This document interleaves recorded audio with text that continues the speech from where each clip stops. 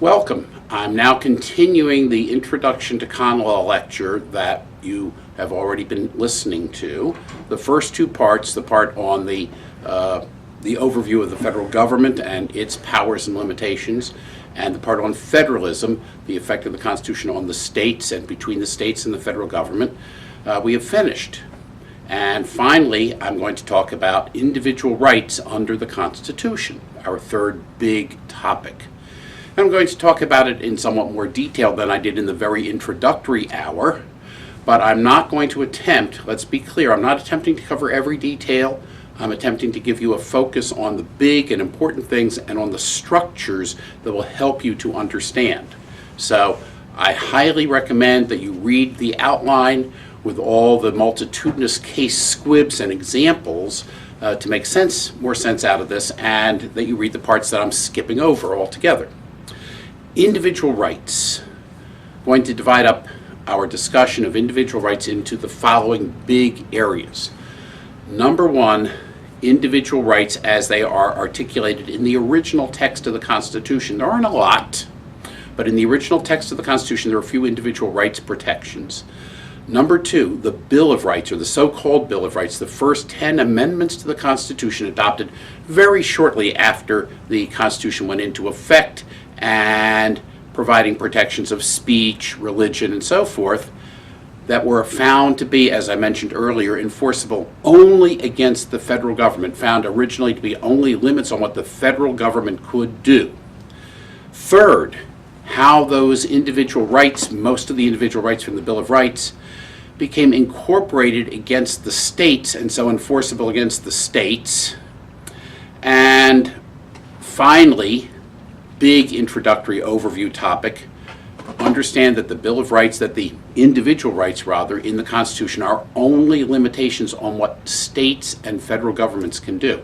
Sometimes it applies occasionally only to the feds, sometimes it applies only to the states, and sometimes it applies to both as a limitation on the federal government and a limitation on the states. But the Constitution, with only one narrow exception, never applies to the relationship between private people as private people. That's what we have tort law for. We have contract law. We have property law. But the Constitution is dealing with government power and limits on government power, the one exception being, as you might remember, the 13th Amendment, which abolishes slavery and in essence is enforceable between private people. You cannot hold another person in a relationship of slavery. That would be the only private behavior that is forbidden by the Constitution. So, looking in a little bit more detail, individual rights in the original Constitution. Not many. There is the statement, no bill of attainder. There is the statement, no ex post facto law. Those both apply both against the federal government and against the state government. Third, states may not abridge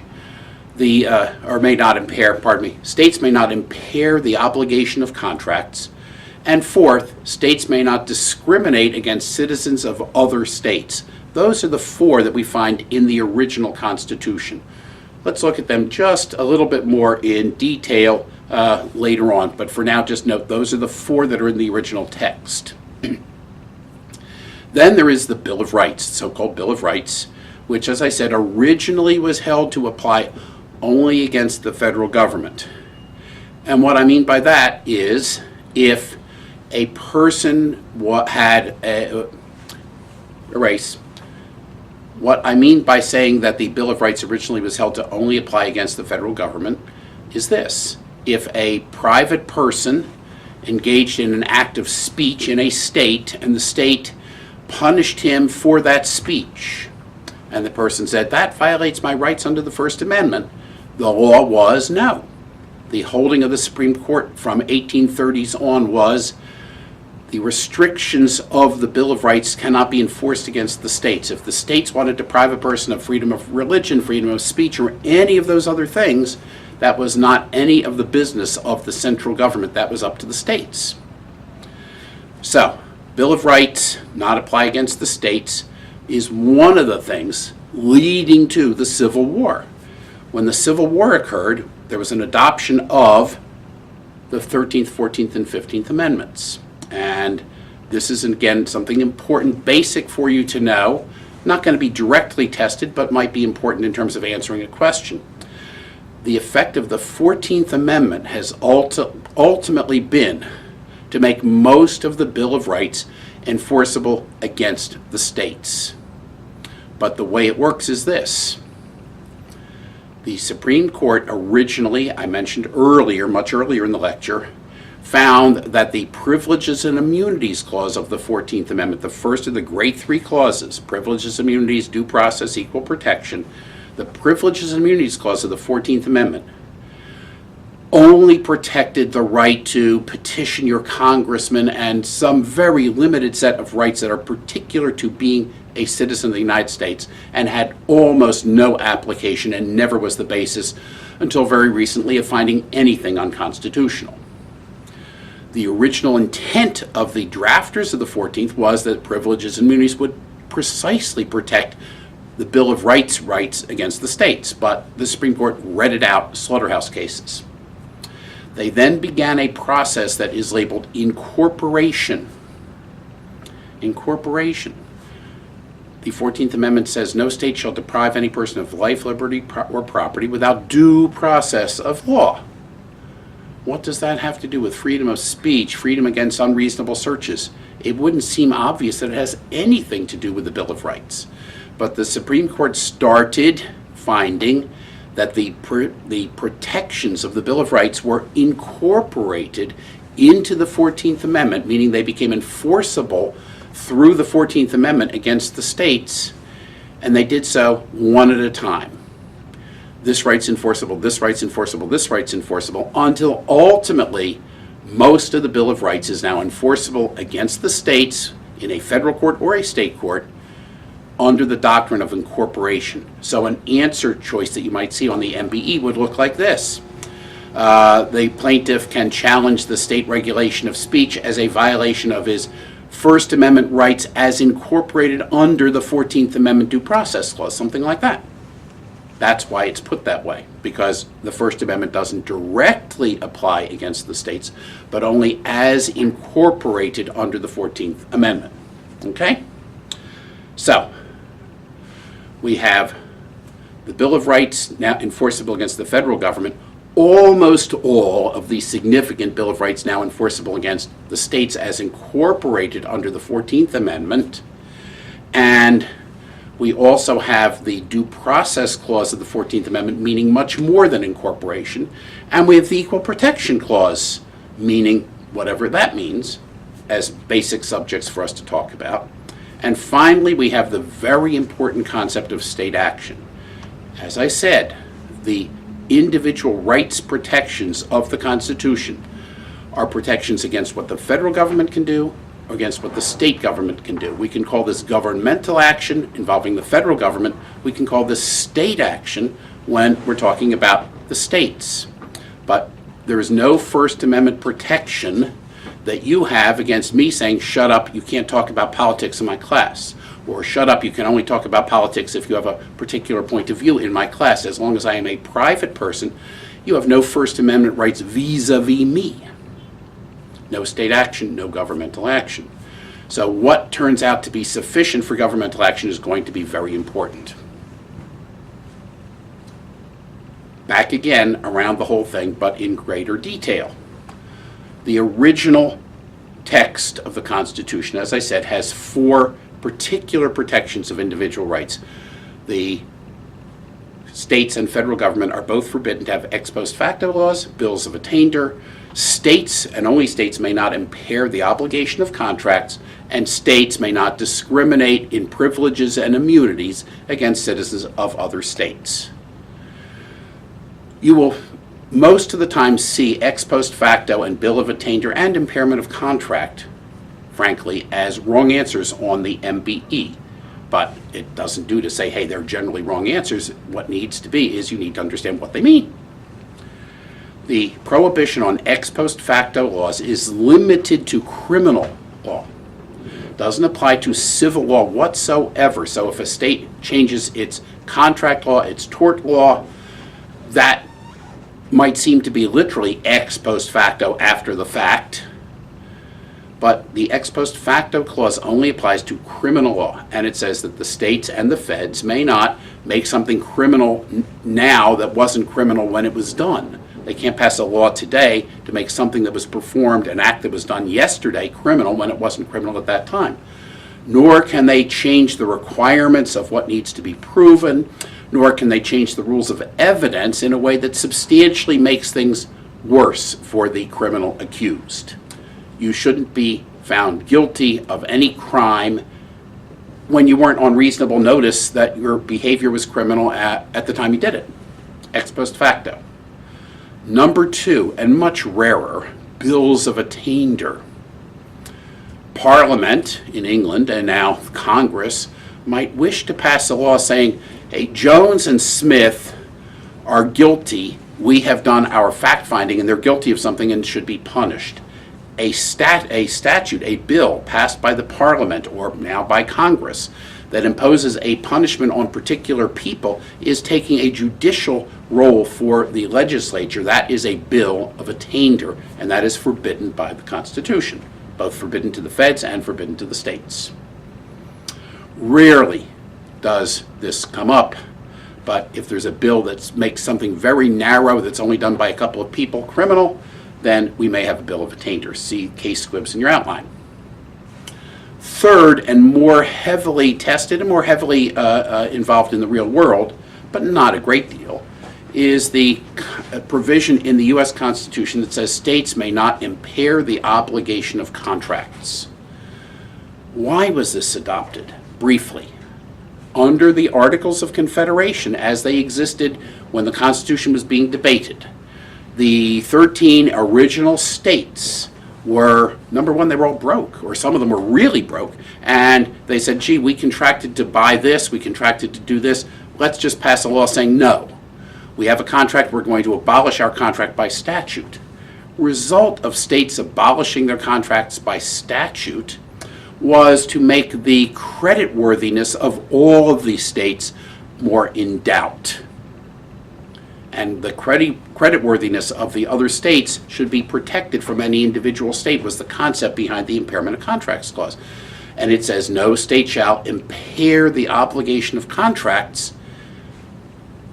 It applies differently depending on whether the state is passing a law that affects private contracts between private people or whether the state is passing a law impairing or changing the rules of contract between it and a private citizen. When the state passes a law changing the general law of contract, let's imagine the date 1, there is no UCC. Date 2, there is a UCC. The state has just adopted the UCC. That changes lots of the rules of contract, makes some things enforceable, some things not enforceable that used to be enforceable. Does that impair the obligation of existing contracts? Can it be enforced against existing private contracts? Answer, certainly, yes. If there's any rational basis for the law, there's no problem with enforcing it against private people, even though it changes what the law of contract was at the time they entered into the contract. Very low level of scrutiny, one might say, almost no scrutiny. But when the state passes a statute that modifies its contractual relationship with a particular person, the state's contract, the state has a contract to pay $2 billion to Jones for constructing a highway. Entered into the contract, binding under the laws of contract, and now legislature number 2 comes along and says, we hereby abolish that contract. That's impairing the obligation of contract at its highest or at its worst. And states will only be allowed to do that if it advances an important governmental interest. It will be subject to strict or reasonably strict scrutiny. Fourth, okay, picking up again. The Privileges and Immunities Clause of Article 4, the main text of the Constitution, is something we talked about before when we talked about federalism. The reason we talked about it before with federalism is it's both an individual right and it has to do with the relationship between states. It says that no state shall discriminate between its own citizens and citizens of other states. This has been interpreted to mean, number one, that it only applies as to citizens of a state.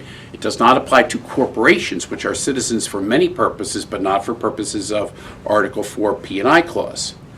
It only applies to actual breathing human beings as citizens. It does not apply to aliens, even if they're legal aliens. It only applies to people who are citizens of the state.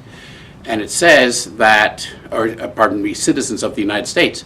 And then it only applies to protect fundamental, very important rights. So the state cannot discriminate as to natural persons who are citizens of the United States, as interpreted, as to very important commercial rights or very important individual freedom rights like speech, religion, and so forth. That's the scope of application of the P&I Clause. Compare it to the Dormant Commerce Clause limitation on the states, which is, we discussed earlier, the P&I Clause adds to the Commerce Clause another protection, an additional protection as to discrimination, sometimes against interstate commercial activity. So you have to consider both the Commerce Clause and Article 4 P&I together sometimes, and you have to make sure you don't confuse Article 4 P&I with the 14th Amendment P&I. Okay, two different clauses, two different meanings, two different places in the Constitution. Article 4 P&I in the original text protects citizens against state discrimination against citizens of different states. The P&I Clause of the 14th Amendment was not part of the original Constitution, 14th Amendment, and has been interpreted to protect only those privileges and immunities that come to us solely because we are citizens of the United States, and that has meant things like the right to petition your congressman, and in the very recent case, the right to travel interstate without durational residency requirements that burden one. That's all that's covered by the P&I Clause of the 14th Amendment. Okay, so that's the text, that's the rights protected in the original Constitution. There's another thing that I want to put in here because I have no other place that it fits well, and that is the Takings Clause. I'm putting this in here because you are almost certain to have one question on the MBE, probably no more, but one question on the MBE involving a clause that's in the Fifth Amendment. And it says that the government shall not take private property for public use without just compensation. It's in the Fifth Amendment applied against the federal government. It's in the 14th Amendment by incorporation under the Due Process Clause. So neither the feds nor the states may do this thing, whatever it is, taking of private property for public use without just compensation. Three parts. What is a public use? What is a taking? And what is just compensation? Those are the three, right? Public use means anything. Anything that the government wants to do. The courts have been totally deferential as to what amounts to a public use. The state does not have to be taking the property to use it for a public school or for a public road. The state can be condemning private property, knocking down all the houses, and then turning it over to a private developer to build a private development, and that's still public. So said the Supreme Court in a case very recently involving the city of New London, which wanted to do precisely that. Take people's homes, knock them down, and turn the land over to a private developer. That's a public use. It's okay. But, second question, do we have an actual taking of property? Two big situations. Number one, an actual physical occupation by the government or under the government's command of some piece of property. If the government knocks down my house so that they can build a highway or condemns my house so that they can take the land and build a school, that is clearly a taking, no doubt. But what if the government occupies just a tiny little bit of my land, or authorizes, takes for use a tiny little bit of my land, as in the famous cable case out of New York, where the state of New York said that cable companies had a right of access to apartment buildings, so that an owner of an apartment building had to let the cable company bring in its wires to his building. The amount of space occupied by the cable company, infinitesimally small compared to the overall piece of property. The damage, if any, to the apartment building, essentially zero, but it still amounted to an actual occupation of a very small thing, and that would be a taking of property and had to be compensated. Okay, case SWIP. Now, most of the issues involving the takings clause involve not that kind of physical occupation by the government, but rather regulation of property that affects what one can do with one's property. General rule, regulation of what an owner can do with his property is generally not a taking requiring just compensation. Otherwise, all the zoning laws would be unenforceable unless the government compensated every owner of every piece of land for every possible injury from having zoning limitations. The theory of zoning was this, going way back to the early cases: if I zoned an area residential, it limits each piece of land to residential, which might cost the owner, but it gives the owner the benefit in return of knowing that the other land around his or hers will also be limited to residential. So there's a benefit and a burden, and it's fine. General regulation of land use, fine. But what if the regulation is so severe that it leaves the owner with no economic value whatsoever in the land? You may use this land only as a wetlands and may build nothing on it. That, which leaves no economic use whatsoever, would be a taking. And particularly when it is a situation where an individual relied on existing law prior to that and invested money, then if the government passes a law that essentially makes the land usable for nothing, that amounts to a taking. Finally, a series of cases in the last 20 years involve the following. The government has the right to approve or disapprove of particular uses of land. One petitions for permission to do something with one's land, and the government says, we will grant you the permit, the land use permit, but only if in return for the permit you allow the public access over your land to get to the beach, or only if you provide an area for a daycare center. That kind of exaction of a use of part of a private person's land in return for the grant of a permission to do something is okay only if the court finds, this is this level of scrutiny or the approach of scrutiny, only if the court finds that the requirement from the private person, the thing taken from the private person, is reasonable in relationship to the burden the private use puts on the public. So the private use is putting a burden on the public, and we're going to let you do it, in return for which you must alleviate the burden. There's got to be that kind of nexus or relationship. Otherwise, it amounts to a taking and has to be compensated. Expect a question on the takings clause. Read the case squibs in your outline. So I talked about the original rights and a little aside on the takings clause. Now I want to go and point something out about what we are actually going to cover in the rest of this lecture, this introduction.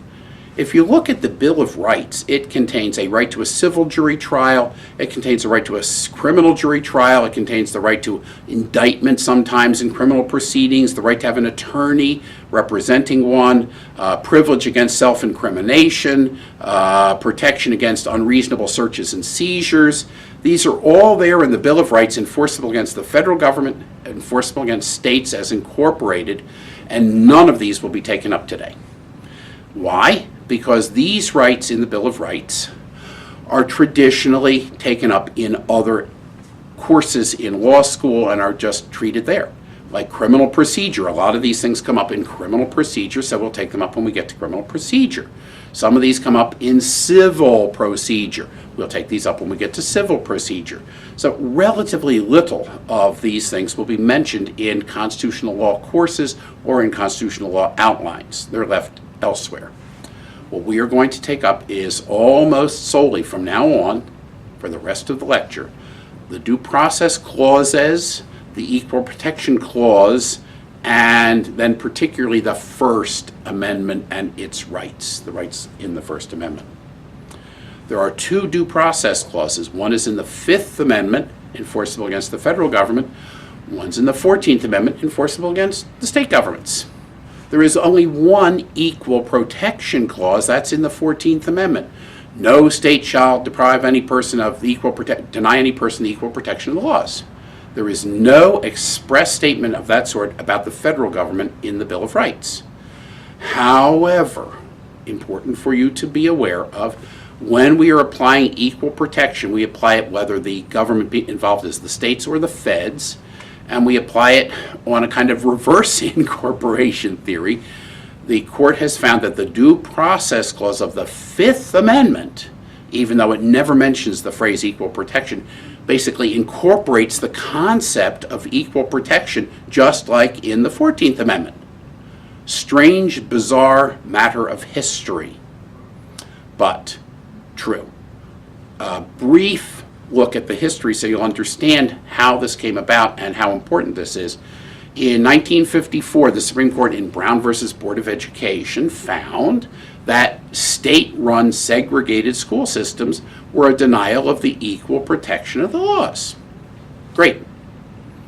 Next case comes up, and the Supreme Court is faced with a question whether federally run segregated schools, as in the District of Columbia, federally run segregated schools, do they violate the equal protection? Wait a second, there is no equal protection clause enforceable against the federal government.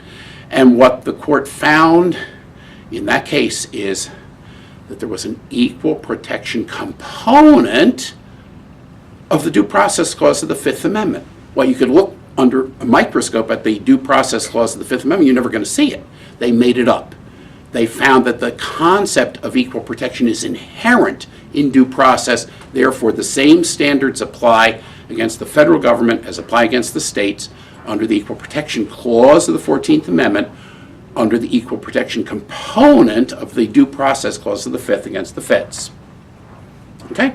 So we're going to talk from now on about due process, equal protection, First Amendment.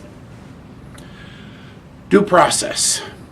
Process sounds like procedure, doesn't it? So when the clause says that no person shall be deprived of life, liberty, or property without due process of law, one could reasonably think that this means it's got to be the procedures that have to be due or fair. And this concept of due process goes back well before the foundation of the United States into the relationship between the people and the King of England back in merry old England. Procedural due process, are we giving procedures that are appropriate for the kind of thing that the state is doing? But in fact, our discussion of due process has to take into account three different things. There's this procedural due process, which is obvious. There is the incorporation doctrine, which I mentioned earlier. Under the Due Process Clause, the court has found that many of the Bill of Rights are incorporated and thereby enforceable against the states. And third, there is this very strange concept. I know when I was a law student, I found it strange. Substantive due process. Substantive due process. Non-procedural procedure. Huh? How can a substantive matter be a lack of due process? In any case, the court has found so for well over 100 years. Substantive due process. So three things: procedural due process, incorporation, which we've said enough about just that the Due Process Clause incorporates most of the Bill of Rights, and substantive due process. Let's look at the procedural due process concept. It is a very important concept. It is important to the practice of law, and it is important on the bar exam, guaranteed at least one, maybe two questions on the MBE, a regular issue on essays in many states. No state, that's the beginning, right, in the 14th Amendment, shall deprive any person of life, liberty, or property without due process. The federal government shall not deprive any person of life, liberty, or property without due process. So we can't just focus in on due process. We have to say, when does the clause apply at all? It only applies when the government, federal or state, is depriving a person of life, liberty, or property. Life is easy. Death sentence. If the government is giving a death sentence, they've got to give you due process. When else would the government be depriving a person of his or her life? Liberty. You're entitled to due process before they take away your liberties, speech, and so forth, if there's a liberty interest involved. But the one that is usually most in dispute is property. When is the government taking away property, depriving a person of property so that they owe you process? This is different from the takings clause where they're taking and have to compensate, but they're depriving a person of property. Before they can do it, certain procedures are owed. If the property they're taking is your real property, that's easily property, and that's not going to be a problem. But if the government is terminating the employment relationship of a particular public employee, or the government is terminating a driver's license, or the government is terminating a license to practice law, a license to practice medicine, if the government is terminating disability benefits, welfare benefits, or any of those kinds of things, the question is there a property right that is being taken away? Answer: only if, under the law of the particular government, federal or state, only if that government has given the person the right, the reason to expect a continuation of that thing, right? If the government has given a person a reason to expect continued employment, a reason to expect continued welfare benefits, a reason to expect continued disability benefits, then we have a property right as recognized under state law, and then before they can take it away or deprive you of it, need due process. So again, case squibs, case squibs, case squibs. There's not necessarily any logic to some of the distinctions made. Welfare benefits are a property interest. Disability benefits are, but the amount of procedure due is different. A job is a public job is a property interest if one is hired not as an at-will employee, but with a contract that says you shall only be fired for just cause, or a person is a tenured member of a faculty at a public institution. But if you have been given that expectation of continued benefit, then they are depriving you of a property if they take it away, and before they can do that, they must give you whatever procedures are due or fair. Now, if you look at the case squibs, you'll see what the Supreme Court has said on specific facts as to what procedures are due. But for anything that's a significant, important, real property interest right now, generally, we need a hearing at which there's notice and an opportunity to be heard prior to the deprivation.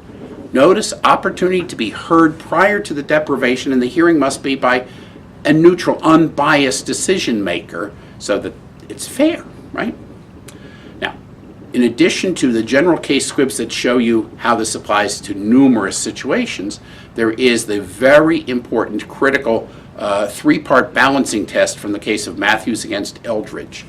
And here's what you apply if you see a property interest being person being deprived of a property interest and you don't have a specific case on point. The court will decide, this is a kind of scrutiny. How are we going to scrutinize what the government does? Are we going to say, hey, whatever the government decides, we defer to it? Or are we going to say, strict scrutiny, the government can't deprive a person of this property interest unless it has a compelling interest? No, we're not going to go to either extreme. We're going to balance three things. How important is the individual interest that is being taken away? How valuable would procedures be that could be given? How important is it that these procedures are there so that facts can be presented that might change the decision? And finally, what's the government's interest in not giving procedures or in limiting procedures, that is, governmental efficiency, the cost of procedures? So we're balancing how important is the individual interest, how much is it going to cost the government to give protection, and what's the value of the process, and decide the government should not be able to take this thing away unless it gives this much procedure. Balancing test, Matthews against Eldridge, three parts. Importance of the individual interest, value of the procedures, governmental interest in efficiency. That's sufficient for the procedural due process clause. Now I expect you to look at all of the case squibs. Substantive due process is very similar to what we will treat of also in equal protection, because we're talking about substantive fairness, not procedural fairness. We're talking about, is this something where what the state's doing is permitted at all as a matter of law? And if we can have substantive due process and equal protection, how do we decide which of the two clauses applies, which of the two concepts applies? If we have a law that applies the same to everybody, we apply due process. if we have a law that applies differently depending on classifications of people, young, old, white, black, male, female, then we're talking equal protection. The same law might, in fact, be challenged under both, but basically, due process applies to all. Equal protection classifies people into groups. Now, I'll come back to this in a little bit in terms of what is actually protected under substantive due process and equal protection. But now I want to outline the standards of review, something that's been alluded to earlier. But when I talked at the very beginning, way back in the first hour, about judicial scrutiny, how does the court look at, scrutinize, observe, tear apart the behavior of the government, of the other branches of the government? What approach do they take? Do they look carefully? Do they not look carefully? Nowhere is this concept more important than in the application of the due process and equal protection clauses. Nowhere else is it more important. And basically we have 2 or 3 levels of scrutiny that are applied generally with variations on them.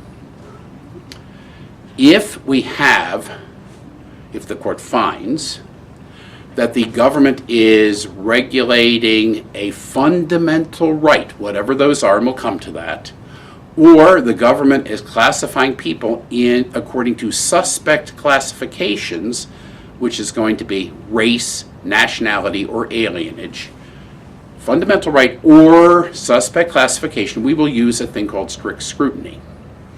If the regulation is one that classifies people according to gender or according to illegitimacy, meaning where the parents of the person married, we're going to apply a kind of intermediate scrutiny. And for everything else, rational basis.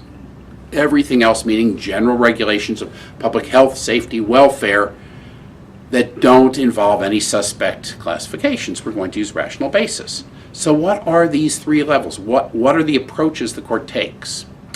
Well, if the court says this is an area to which we apply strict scrutiny, then the government, they say this is how they approach the problem. The government has the burden of proving that the regulation is necessarily related, very strongly necessarily related, to a compelling governmental interest. So compelling governmental interest, not trivial, not even just important, compelling governmental interest, and a necessary or close relationship. Only if the government can show that will the regulation be upheld. Very rarely can the government show that they have a compelling interest and that this regulation is necessary to carrying out that interest or to promoting that interest. Second level of scrutiny, what is called intermediate scrutiny, and there are variations on this, of course. Gender classifications and illegitimacy classifications. The court will approach them somewhat less strictly. It will say the government has the burden of proving. No.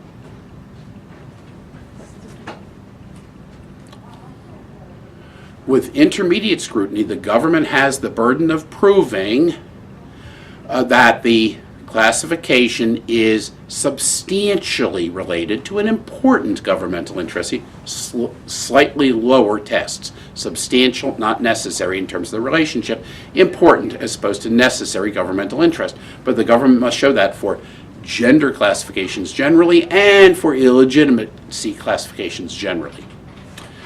Everything else, rational basis. So if it doesn't fit one of those things, rational basis. In which case the plaintiff or the person challenging the statute, that will generally be a plaintiff, sometimes it's a criminal defendant raising the issue, but the person challenging the governmental behavior, if the rational basis test applies, must show that the regulation has no relationship whatsoever to any legitimate aim of government. We will defer to the judgment of the legislature, state legislature or Congress. We have a presumption of constitutionality in all these other areas. So this is the way the court limits what it's going to scrutinize, what it's going to look at very carefully. And as a result, if the rational basis test applies, if we're in an area to which the rational basis test applies, the burden on a person challenging the government is so heavy and so hard that very, very extremely rarely, as the court said, this particular statute is so irrational, has no relationship to any legitimate aim of state government, we find it unconstitutional. That's going to be very, very rare. Okay? So back to strict scrutiny. I said strict scrutiny is going to apply to fundamental rights and to suspect classification. So now, what are some of these fundamental rights that the court has recognized over time? In addition to the key Bill of Rights, First Amendment rights, the court has recognized the right of interstate travel without ever being very clear about what the basis of such challenges are. There's a fundamental right to travel interstate under either the Due Process Clause, the Equal Protection Clause, or most recently under the P&I Clause of the 14th Amendment. But the big one that you all have to be somewhat acquainted with is the right to privacy. Now, you could look at the Bill of Rights, the first 10 amendments. You can look at the whole Constitution, and it never mentions the word privacy, not once, never. But the court has found the concept of privacy to be inherent in the rights that are specified, and so has carved out areas of privacy that protect our individual decision-making from governments, and say governments can only invade some areas that are private if they have a compelling governmental interest, okay? And some of those areas of privacy include what? The right to decide whether or not to use contraception. It's not up to the government. That's private, got to do with my intimate sexual relations. The right to decide whether to have children, leading to the right of a woman to determine whether or not to have an abortion. Privacy. The right to determine as a parent how I'm going to go about rearing my children. Nowhere in the Constitution is that explicitly discussed, but the right of privacy of the family relationship is protected, and generally strict scrutiny will be applied. Private consensual sexual conduct, skip the word sexual, has come to be somewhat protected since Lawrence against Texas back just a few years ago in 2003. The government cannot invade the privacy of the bedroom to make sodomy between consenting adults into a crime. That's a privacy interest. Other fundamental rights: right to marry, the right to get divorced, the right to vote. Now, there are all sorts of things in the Constitution about voting. Voting you can't have discrimination on account of race. 15th Amendment can't have discrimination on account of gender and so forth. But there is no general right to vote. But the court has found the fundamental right to vote is such that all regulations of governments pertaining to the right to vote are subject to strict scrutiny. How about the right to be a candidate for office? The state is making it hard, has requirements before I can get on the ballot to run for senator or congressman or president. Can the state limit who can get on the ballot? Yes, but only if it meets, are we going to say strict scrutiny? The court has said, well, not quite strict, but a high level of scrutiny, a fairly high level of scrutiny, finding that this is one of those fundamental rights to be a candidate for office, because what good would the right to vote be if we couldn't have candidates who we might want to vote for? The right to have one person, one vote. All of these are inherent somehow in the Constitution and all are subject to some form of strict or sometimes somewhat less than strict scrutiny. Very important for you to be aware of that set of fundamental rights. Now look again at the case squibs in your outline to see how this has worked out. Okay? Okay, picking up again. So those are the fundamental rights that are protected under the Due Process Clause and also under the Equal Protection Clause if we are categorizing people in the exercise of these fundamental rights. That's it for due process, right? Due process protects you with certain procedures before government can take your life, liberty, or property.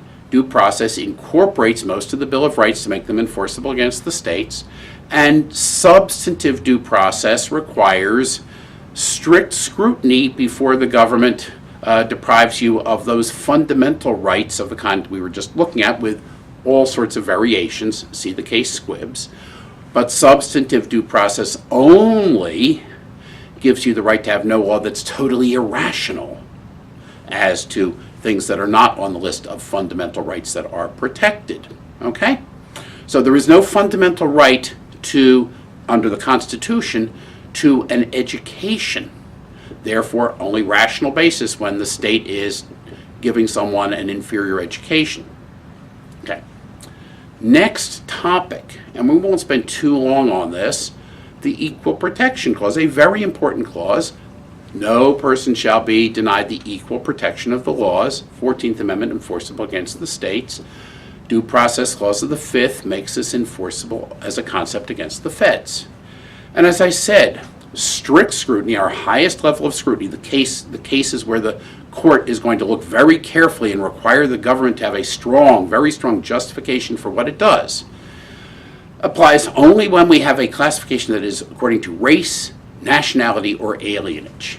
Now let's start off with a classification, race, nationality, or alienage. The easy case of knowing we have a classification by race or nationality or alienage is if a statute says so.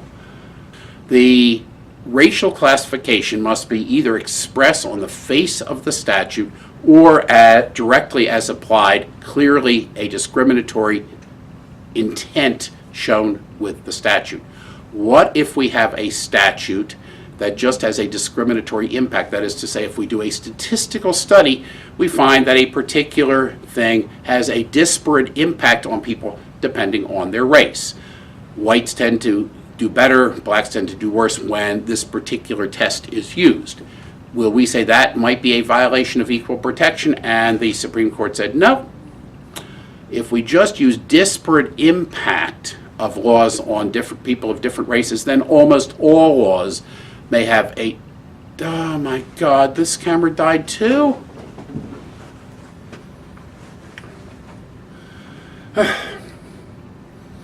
Okay, excuse the disruption. So we have finished looking at due process in general and at the concept of fundamental rights that can be protected under either due process or equal protection.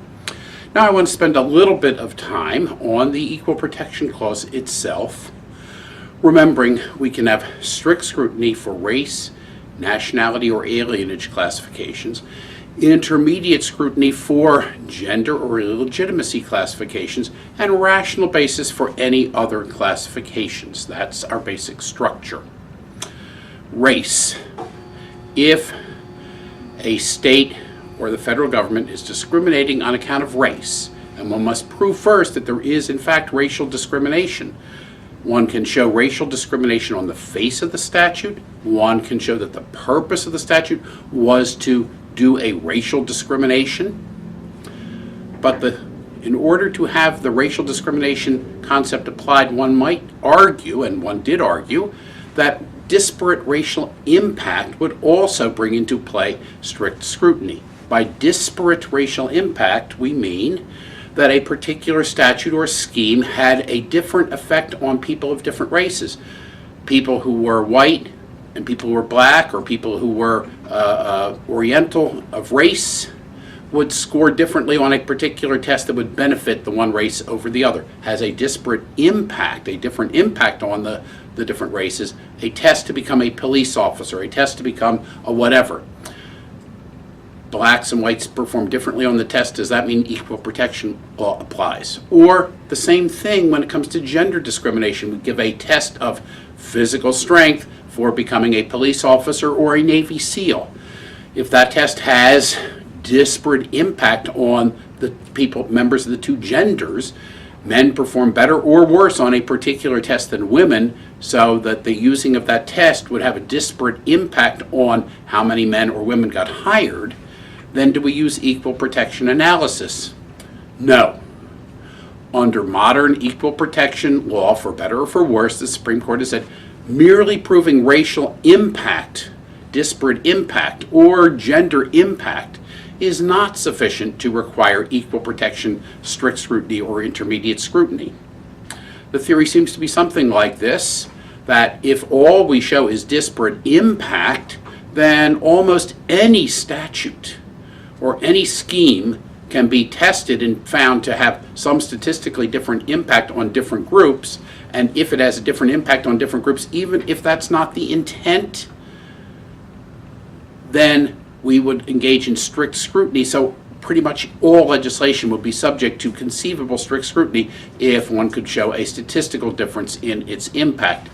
Disparate impact, not enough for strict scrutiny, not enough to make a classification racial. We need to show that it's expressly racial or that its purpose is racial, that it's expressly gender or that its purpose is gender discrimination. Okay?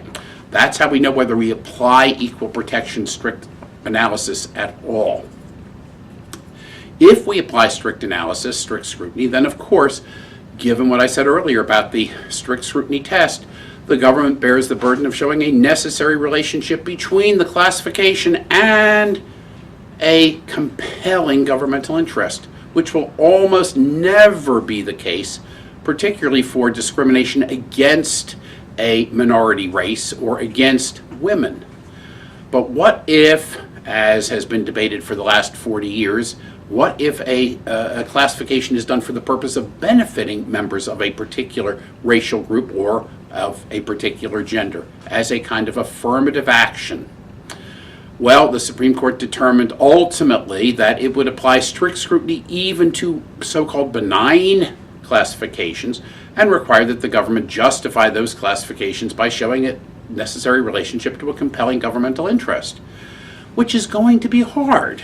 However, at least in certain areas, see the case squibs, because I'm not going to go into all of this detail in this introductory lecture. In certain instances, particularly in higher education, the court has recognized that a university may have a compelling governmental interest in accomplishing racial diversity in educational opportunity and in the quality and the makeup of a class in a law school, such that it may consider race as a factor, just not as a determining factor in determining admissions. Also, of course, race can be used as, and gender for that matter, when we get to gender classifications, can be used as a basis for a classification addressing past discrimination and specifically remedying past discrimination by the particular body that's now doing the affirmative action. So if a particular school has been found to have engaged in discrimination against blacks or against women, then a remedy may be race conscious to the extent necessary to overcome or to remedy the past discrimination.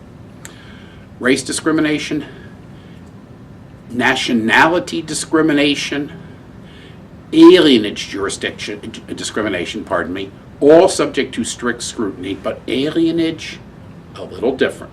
Race, nationality, strict scrutiny. Alienage, it depends on whether the classification is being done by the states or by the feds, for one thing. Why? Because the federal government, Congress, has legislative power over immigration and naturalization, and of course, therefore, the federal government can discriminate against aliens. That's part of the job of the federal government in regulating naturalization and immigration. States cannot discriminate against aliens, generally strict scrutiny, but an exception area carved out of that when what the state is doing is discriminating against aliens in giving governmental jobs that have to do with the setting of policy that are important to the role of self-government. The states can determine that it is appropriate to say only citizens of the United States can be police officers, can be teachers, can be mayors of town, can do things that involve making policy for the citizenship for the members of that state. So we do not apply strict scrutiny in that particular instance. Gender and illegitimacy, intermediate scrutiny, as I said before. Government must show a significant relationship to an important governmental interest, and I think that's sufficient. Generally, that means the government's going to lose because the government almost never has any interest that it can show in discriminating against women or against illegitimates in terms of any important governmental interest. Very hard to imagine what that might be. One instance with illegitimates, not likely to be tested but could be, having to do with determination of paternity of an illegitimate claiming under a deceased parent. That's the one area in which the government does have some substantial interest involved. Every other classification that may be made by the states or the federal government, classifying people into people who speak English, people who don't speak English, people who are literate, people who are illiterate, people who are over 21, people who are under 21, people who are over 65, people who are under 65, people who are rich, the upper 1%, people who are poor. All those kinds of discriminations that we see in the law all the time are subject only to a mere rationality test, and the burden will always be then on the person challenging the legislation to show that the legislation bears no rational relationship whatsoever to any legitimate aim of state government, meaning the person challenging the statute will almost certainly fail. Two examples of when a statute that classifies people or a government program classifying people can fail even the mere rationality test. One, a determination by a town that it would not allow a group home for retarded people in the neighborhood, would not give a zoning variation for a group home for retarded people. Are they classifying people based on whether they are mentally disabled or not? A home for people who have mental disabilities classifies people according to disability, and to exclude them is to exclude them on account of their disability. But rational basis test applies because mental disability is not a suspect classification so far as the Supreme Court has ever found. Right? Therefore, rational basis. But the Supreme Court held in that case that the city had no rational basis whatsoever for disapproving a home, a group home for mentally disabled persons, when it would have allowed group homes for all sorts of other persons, just not for the mentally disabled. That it found to be irrational, based only on hostility to or an aversion to being around people with mental disabilities. Second instance in which a rational basis test was failed was the adoption of a constitutional amendment forbidding towns to adopt laws to protect gay people. Constitutional amendment to prevent localities from adopting statutes that protected gay rights. The Supreme Court said only rational basis test applies to this because there is no suspect classification of being gay. We have not recognized that as a suspect or an intermediate level as requiring as requiring strict scrutiny or intermediate scrutiny, only rational basis. However, there is no rational basis for preventing protection of the civil rights of gay people other than an irrational hostility to a particular group of people. It is just irrational, unconstitutional. So there are some times, occasionally, when a law may fail even under a rational basis test.